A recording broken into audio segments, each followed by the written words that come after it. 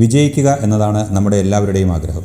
എന്തിനും ഏതിനും മുന്നിലെത്തുക, കൈപ്പിടിയിൽ ഒതുക്കാവുന്ന എന്തും നമുക്ക് ആവശ്യമുണ്ടെങ്കിലും ഇല്ലെങ്കിലും സ്വാർത്ഥബുദ്ധിയോടെ ചേർത്ത് വയ്ക്കുക, മറ്റുള്ളവർക്ക് അത്യാവശ്യമാണ് എന്നറിഞ്ഞാലും അത് യഥാസമയം അവരുമായി പങ്കുവയ്ക്കാതിരിക്കുക എന്നതെല്ലാം നമ്മളിൽ ഭൂരിപക്ഷം വരുന്നവരുടെയും സാമാന്യമായ കാഴ്ചപ്പാടാണ്. അതിനാരെയും കുറ്റപ്പെടുത്താൻ കഴിയില്ല. നിത്യവും പൂക്കുന്ന സ്വപ്നങ്ങളും അവയിലൂടെ മനസ്സിൽ നിറയുന്ന മോഹങ്ങളും ഉണ്ടെങ്കിൽ മാത്രമേ നമ്മുടെ ജീവിതം മുന്നോട്ട് പോവുകയുള്ളൂ എന്ന യാഥാർത്ഥ്യം നിലനിൽക്കുമ്പോൾ തന്നെ ആ മോഹങ്ങളെ പ്രവൃത്തിപഥത്തിലാക്കാനായി നാം പുതിയ വഴികളും വഴിത്താരകളും വെട്ടിയൊരുക്കുന്നത് കൂടെയുള്ളവരെയും ബന്ധുക്കളെയും എല്ലാം വേദനിപ്പിച്ചുകൊണ്ടായിരിക്കും എന്നതും ഒരു സത്യമല്ലേ? അങ്ങനെ നാം നമുക്കായുള്ള വഴികൾ തീർക്കുമ്പോൾ നമ്മുടെ സഹജീവികളായ പലരുടെയും വഴികൾ തടസ്സപ്പെടുത്തുന്നു എന്നതും ജീവിത യാഥാർത്ഥ്യമല്ലേ? എന്നാൽ അത് പലപ്പോഴും നാം അറിഞ്ഞുകൊണ്ടായിരിക്കണമെന്നില്ല.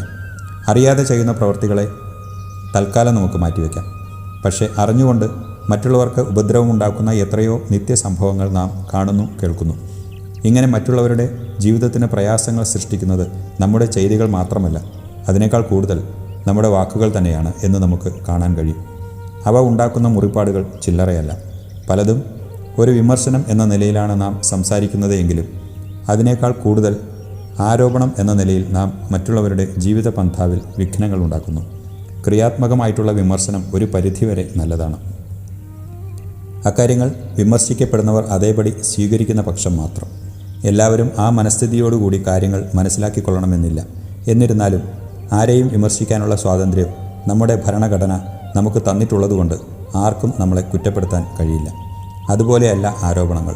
അതും അടിസ്ഥാനരഹിതമായി ഊഹാപോഹങ്ങളിലൂടെ നാം ഉയർത്തുന്ന കാമ്പില്ലാത്ത വെറും ജൽപ്പനങ്ങൾ. അത്തരം ആരോപണങ്ങൾ ഉയർത്തുക വഴി അതിലൂടെ അതിന് വിധേയമാവുന്നവരെ താറടിച്ചു കാണിക്കുക എന്നത് മാത്രമാവാം നമ്മുടെ ഉദ്ദേശ്യം. ഒരാളെക്കുറിച്ച് എന്തെങ്കിലും വിളിച്ചു പറയുമ്പോൾ അതിലെത്രത്തോളം വാസ്തവമുണ്ടെന്ന് നാം പരിശോധിക്കുന്നില്ല എങ്കിൽ നമ്മുടെ ലക്ഷ്യം വളരെ വ്യക്തമാണ്. അത് മറ്റുള്ളവരെ താഴ്ത്തി കാണിച്ചുകൊണ്ട് നമുക്ക് വിജയിക്കുവാനുള്ള അവസരങ്ങൾ ഉണ്ടാക്കുകയാണ്.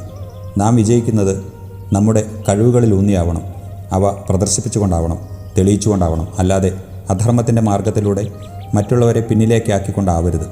അത്തരം നേട്ടങ്ങൾക്ക് മേന്മയുണ്ടാവില്ല, സ്ഥിരതയുണ്ടാവില്ല. നാം ചെയ്യുന്ന പ്രവൃത്തികളിലെ തെറ്റുകൾ മനസ്സിലാക്കാനും പറയുന്ന വാക്കുകളിലുള്ള അനൗചിത്യവും അസത്യങ്ങളും തിരിച്ചറിയാനും കഴിയുന്ന ഒരു മനസ്സുണ്ടെങ്കിൽ നാം ഭാഗ്യവാന്മാരാണ്. ആ തെറ്റുകൾ സ്വമേധയാ തിരുത്തുവാനുള്ള വകതിരിവുണ്ടെങ്കിൽ നാം അനുഗ്രഹീതരാണ്.